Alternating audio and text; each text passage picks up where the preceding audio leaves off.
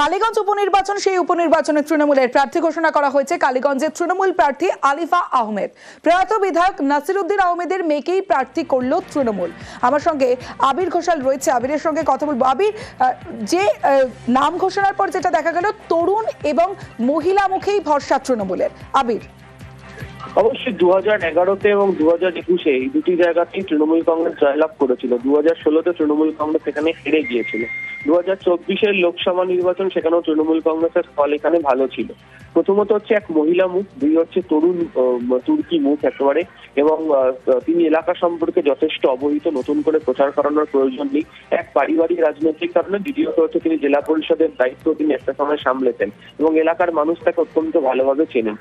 সেই কারণেই হচ্ছে স্বচ্ছ মুখকে সামনে নিয়ে আসা হলো এবং সেই কারণেই তাকে প্রার্থী করা হয়েছে বলে মনে করা হচ্ছে। বেশ আবির। না, আমি আগে থেকে প্রস্তুত ছিলাম না। দলের তরফ থেকে আমার নাম ঘোষণা হয়। আমি ছোট থেকেই একটা রাজনৈতিক পরিবারে বড় হয়েছি। আমার রাজনীতিতে হাতেখড়ি আমার বাবার মাধ্যমেই। যে কোনো নির্বাচনেই আমাদের উন্নয়নই আমাদের একটাই ফ্যাক্টর বলে আমি মনে করি।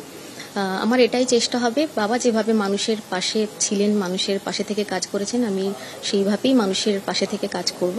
আমার বিশ্বাস এবারের ফলাফল, বিধানসভা ভোটের যে রেজাল্ট ছিল সেটাকেও ছাপিয়ে যাবে। আমি 100% নিশ্চিত, কিন্তু প্রতিপক্ষকে আমি কখনোই ছোট মনে করি না। আমি আমার 100% দিয়ে মাটিতে থাকবো এবং আমি সর্বস্ব দিয়ে লড়াই করব।